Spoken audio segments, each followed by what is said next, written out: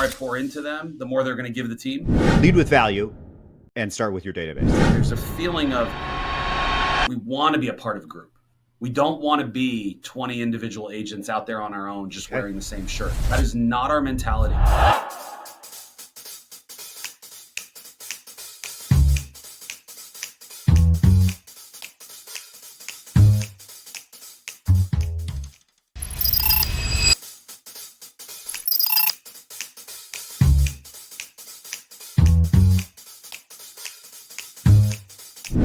First of all, welcome to the show.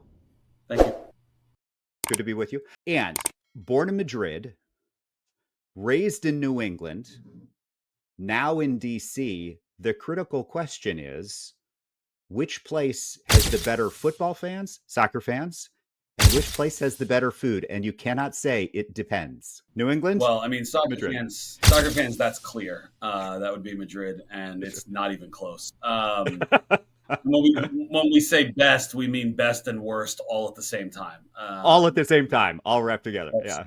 They say some of the biggest players in the world have gone there, and they've said there is no other place like Madrid in terms of the pressure, which I always think is interesting. So, the best football is there, best food. I got to say DC. DC. My wife and I travel a lot, and we always get excited because people are like, hey, you got to come to this great restaurant. And we get there and we're like, we're in such a diverse area here that, if you want good Chinese food or good sushi or good Italian food, like some of the best is here. We're not New York or LA, but we've got a good variety. Yeah. Yeah. I had the best Ethiopian food I ever had in my life. I had in DC. So that's not surprising. Yeah. That's awesome. Yeah, all right. There's a lot of that. So we said, your journey into real estate began. I mean, it's kind of a unique journey, but you spent a lot of time coaching and training outside of the real estate industry. And like, what lessons did you take from being a coach and leading athletic teams that have carried over into the real estate business for you? That's an interesting question. I think in everything, leadership to me is coaching. Those two things are together. And if you're going to be a good CEO of a big company, you are coaching your top people. That lesson you see throughout business. And the biggest CEOs on the planet, I think that's where they strive. They may not be known as coaches, but realistically, succeeding through others, that's the way it happens. So I think for me, not only just coaching soccer in general, but coaching a lot of different age groups and different levels, taught me a lot about what it is to be a leader. And I always considered myself a player's coach. So, I coached little kids, like literally started with 2-year-olds, and then also coached like in the Washington Catholic League, which is one of the best soccer conferences in the country. Coached high school boys there, and I was working with elite players that went on to play at big universities, and being able to manage all those different personalities, not only them but their parents, I think taught me a lot and helped me a lot in what I'm doing today. Yeah. What was your unique ability? What did you have that allowed you to handle those diverse interests, do you think? I think one of the things I've always focused on is each individual person. You can't coach everybody the same. You can't lead everybody the same. There's this fair but equal, fair but not always equal, right? Like, not equal, yeah. When I was coaching, a lot of coaches would love to tout how they didn't care if you were a star player or not. You would do it my way. Yeah. And I always kind of laughed at that because I was like, that player is going to tell you to go pound sand. There is a way to manage said player and manage them in a way that they are viewed as an equal on the team. But there's a reality to the kid that goes out and is a captain and scores, 15 to 20 goals a season and is the one that you look to go win the game for you. There is probably a little bit different level of treatment there than the kid that doesn't step on the field the whole year, or the freshman on the team that's just there to learn. Sorry.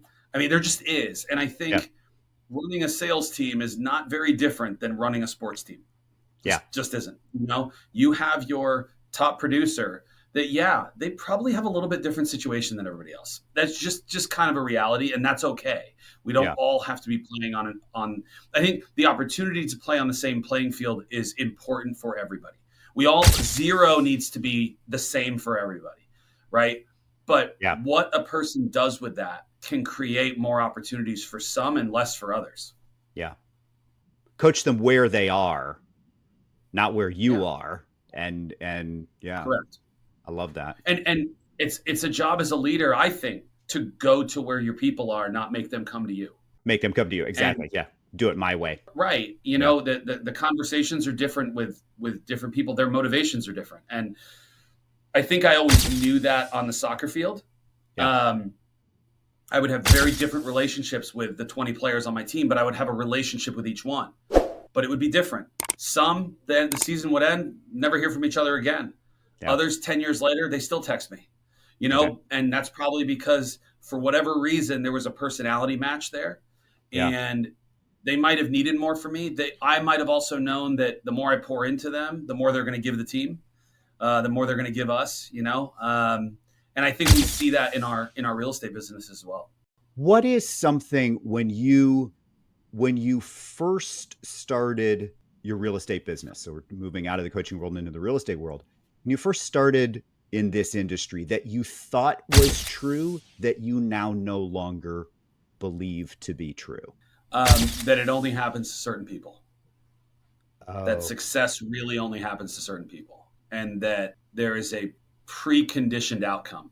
I always said as a coach, I can maybe make a player 5 to 8% better. I can't change who they are as a person and a player. Like, there's only so much you can do, and I think that still holds true.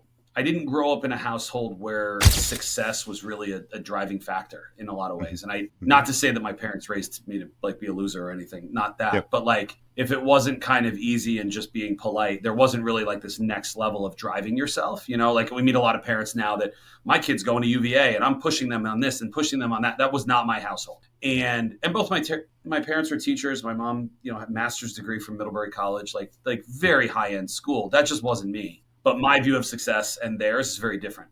Mhm. And so that kind of had to come from me. Success to me was always just kind of getting by.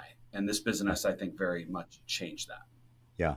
And the myth being that success only accrues or only lands on certain people's shoulder. Anybody can do Right. it. Yeah. So one of the things that a lot of leaders in real estate seem to struggle with is culture and retention, right? And your team, at least, from the outside, seems not to have that problem, right? Or to struggle less with culture Right. and retention than others. What do you attribute that to? What do you think you do differently around the ideas of culture and retention that other folks could learn from? Yeah, I don't know that I've been able to ever really like verbalize it, but I think it was very similar to me as a soccer coach. Kids didn't leave my teams. When I was coaching at higher level club, I was able to build teams. I was getting rid of people. They weren't leaving us.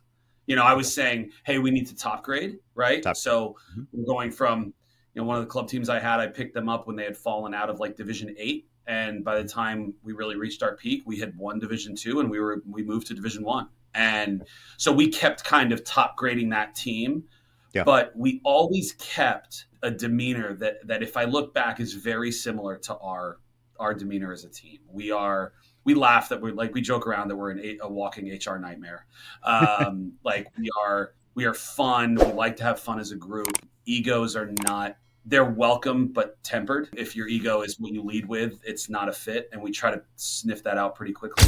We could sell more homes if we focused more on having big drivers and producers. Mhm. There is a certain factor of, I think our culture is a little bit more of the underdog that keeps Mhm. driving, Okay. and we like people that kind of understand that. Our my soccer teams always had that mentality. We were the move fast and break shit, whatever you want to. Sorry Yeah. to you can bleep it Well, out, but that as a real estate team, I think we were very similar that way. And so, is it something that I sat down and wrote out what our culture is? No, I think at the end of the day, naturally we gravitate towards some people and we gravitate away from other people. yeah. And I've allowed that to happen within our real estate business. There's a feeling of we want to be a part of a group. We don't want to be 20 individual agents out there on our own just Okay. wearing the same shirt. That is not our mentality. Yeah. And when you let everybody be a little bit who they are, I think you create a diversity in your group that leads to a common feel. Yeah. Right? I think part of our superpower as a team is we're all very different. We span 40 years of ages. We span the spectrum in terms of intensity. Mm-hmm. We span the spectrum in terms of life goals and 1 to 5 year plans. We are all over the place as a group. Mm-hmm. But that's kind of cool. That's kind of fun. Mm-hmm. Mm-hmm. But like the soccer teams, letting them be who they are, coaching them to where they are, and right, and then accepting that there will be different levels of whatever productivity. They'll score different players will score different numbers of goals. Yeah. You need, when you have a team that you want to go win a championship, there was always a couple keys that I looked for. You had to have a very solid defense that were a no ego back four, we call them, our four defenders that were there. They were the military. Those guys were hard-nosed killers. You needed a goalkeeper that had an ego. You needed a goalkeeper that knew that, hey, he wanted his name in the lights. Why? Because that kid, if he was good, he was going to make some amazing saves. He was going to keep you in the big game because of who he is as a person. I was a goalkeeper, so I understand that. Yeah. You needed 3 or 4 midfielders that knew that their job was to run for 90 minutes without stopping. And you needed a goal scorer who wanted to be the ones to score 20 goals that season. And you put that together, you have a formula to win a state championship. You absolutely do. Yeah. But missing those pieces, you don't have that state title winning team. Yeah. And as a real estate team, I think you need a leader who is comfortable being front and center and, yes, has the ego that wants that, but also understands that that is what drives leadership. And in a group of people, you need somebody willing to take the punch in the face, right? Yeah. You need role players on the team that are willing to do the hard, dirty work and understand that their name's never going to be in the lights. That's okay. And then you need varying levels of that from an agent perspective. Yeah. You need the agents that are more than happy to go to the classes that are put on by the title companies and bring back that information to the agents that will never show up at any of those classes. We'll never go to any of the classes. Bring it on the last day, right? Because we share and we know that everybody has different strengths and we play to those strengths. Yeah. Those are the teams that people want to be on too, because they feel different. They just feel different when you're inside it. So again, kind of an early stage question. If you were starting over right now, no resources, no database, nothing, just brand new, just got your license, and you wanted to start making sales, making things happen, what's the first step you'd take? What would you do first? Knowing what you know now, what would you do first if you were starting over? I would focus 100% on the database of people that I know and start communicating with them quickly. Yeah. There's no faster way, I think, to develop a reputation and start doing business. I mean, really, it's database and open houses, because open houses, you put yourself in front of active buyers, right? And there's a reason to talk about something, which gives you a reason to door knock and to do all that stuff, right? Do the other stuff. So it would be database to me, because I think that's where agents, we fail more than anything.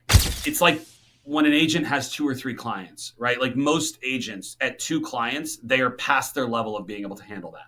Right? Like 2 deals a month is a lot for an individual. That's enough. Yeah. Their lead gen stops, right? Their database stops. And then they close and they go, well, why don't I have any closings next month? Because they haven't done that. So if you just keep focusing on that and filling that database, your pipeline should be good enough to sustain you. Yeah.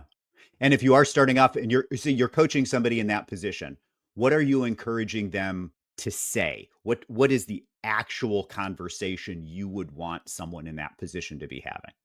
I think as agents, we get very used to calling, asking for a commission check. Yeah. Right? That's kind of what our people hear. Oh, Matt's calling again. He wants another check. Yeah. Our database communication is not focused around, do they want to buy or sell? Do they know anybody that wants to buy or sell? Because everybody knows 10 agents, and the other 9 agents, if they're making those calls, which, let's be honest, 8 of them are not. They're not. Yeah. The other agent that's calling is asking them that question. We are very focused on providing value at every resource, at every at every intersection, every junction that we can, we provide value. So we're doing a lot of vendor partnerships where we provide value to our clientele for free. We just met today. We're doing an investor event next week that we're bringing in a wholesaler that's going to talk about how he prices properties to buy them. And because we're looking to meet people in that room that want to buy their first investment property, right? We're giving them dinner. Not one thing about that pitch is, do you want to buy an investment property? It's not. What we're doing is saying, hey, we're hosting an investor event. We think it's going to be super valuable for whatever you want to do. And we're going to talk about active. We're going to talk about passive. We're going to talk about funds. And we want you to leave there with just a ton of information. And they're all going to get the MREI book for free. Perfect. Well, but when you lead from contribution, and we talk about this a lot in our NIL community that I help run, we are going and teaching and mentoring college athletes. We're leading from contribution. At some point, the money starts following you. It just is inevitable. Yeah. And we are so fast as agents to go, I need my next check. I need my next check. And so that's what I would tell people now is that your database provide value. And if you say, well, I don't know what value to provide, what would you want as a homeowner? I would want an HVAC service. Great. Go call a company and say, hey, if I got you 50 more clients, would you give them that service for free? Yeah. Probably. Go be creative. Yeah. Go be creative. Lead with value and start with your database. You may have just answered this question, but what is something that you got totally wrong early when you were forming a team early on, or something that you see folks getting wrong in the industry right now?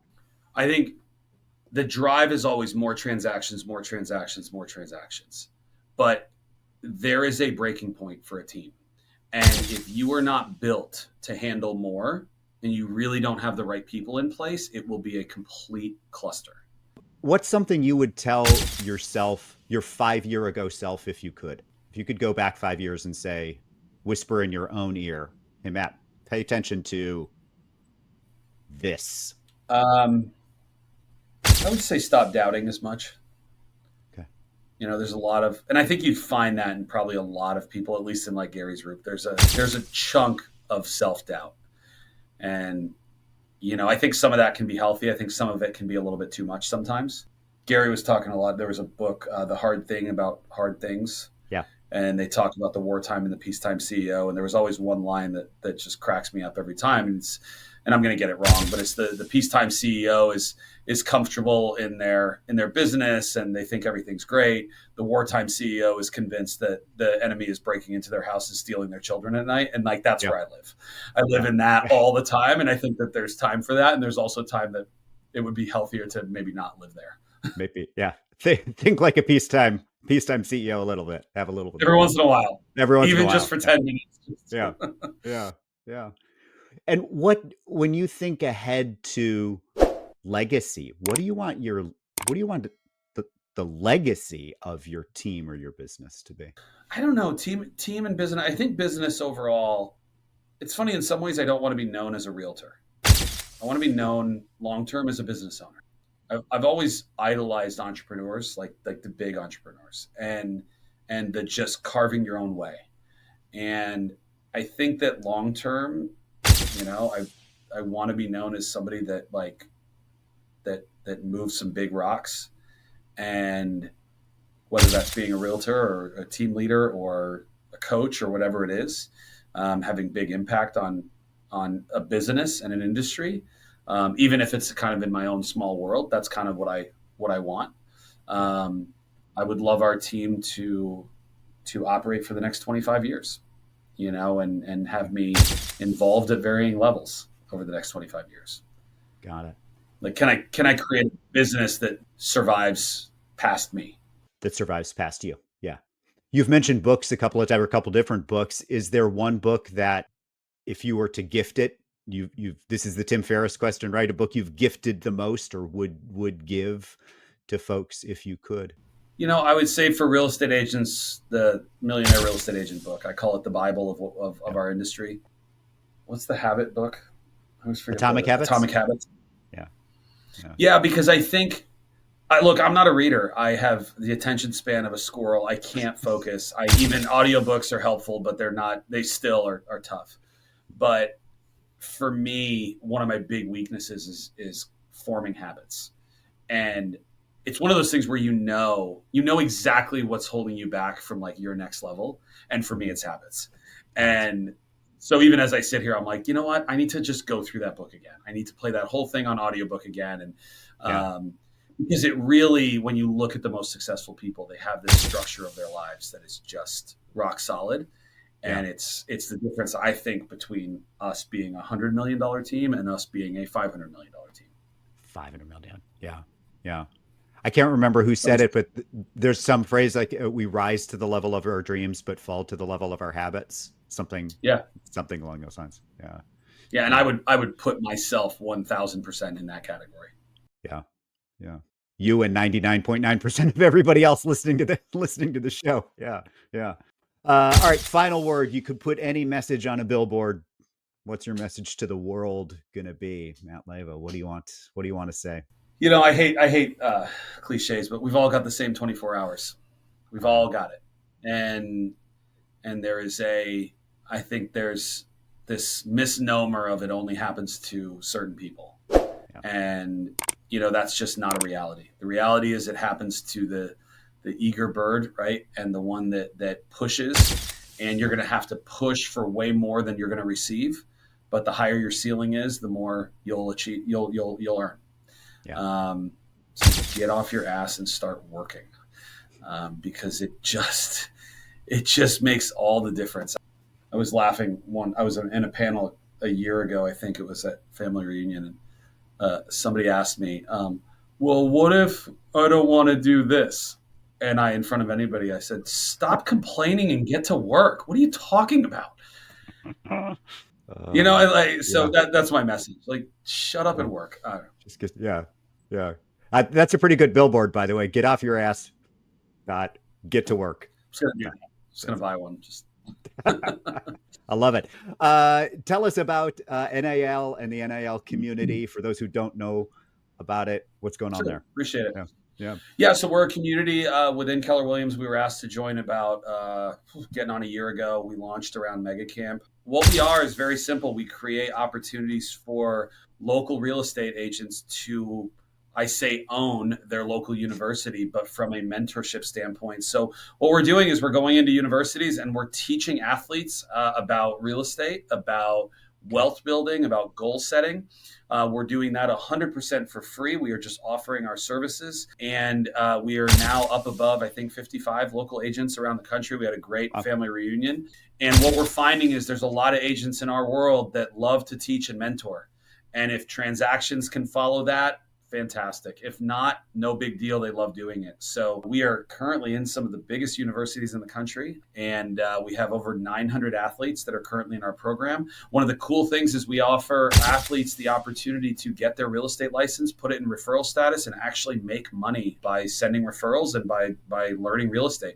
So, you know, NIL is name, image, and likeness. And before 2021, athletes were not allowed to hold their real estate license because we use our names, our images, and our likeness to sell houses. So we put them through the course. We pay for their test. And if and when they pass, we hang their license for them for free. We have a no-fee brokerage. And we now have athletes that are getting referral checks because they're using their social media to talk about real estate. And one of the biggest things is we are teaching 18 to 22-year-olds how they can build a future and financial future for themselves. We're also creating an unbelievable talent bench for our Keller Williams network because a lot of these athletes are not actually going through and getting their license, but they're getting into real estate. And they're kind of coming in going, hey, I love marketing. I'd love to do marketing for a real estate team. And so it's been a great opportunity to kind of pass that information to market centers and big teams around the country that are looking for talent. And I would bet if you ask most team leaders if they could build a real estate team with a bunch of ex-athletes, they would do it in a heartbeat. 100%. So such a good really idea. Exciting. We're thrilled about the direction of the organization in general. Yeah. If folks want more information, where do they go? How do they find KW NIL? NILrealestate.com. They can also go to the Keller Williams community page and we're right there, and reach out to us, and would love to chat about being a local agent. Perfect. We'll put all those links in the show notes or in the comments below. So that'll be great. Awesome. Final words. Anything else you want to leave us with? Thank you, first of all, so much for the time. I'm grateful that you were willing to sit down and join us today. Yeah. Any final words? Any final thoughts? I don't think so. I think I've just verbally vomited all over this thing. So I think we're got everything you need. Well, Madrid, there we go. We got the Champions League coming There up you go. fairly soon. So, all right. Matt, That's thank exactly you. right. I appreciate it. Be safe, be well, and we'll talk again soon. Appreciate it. See ya.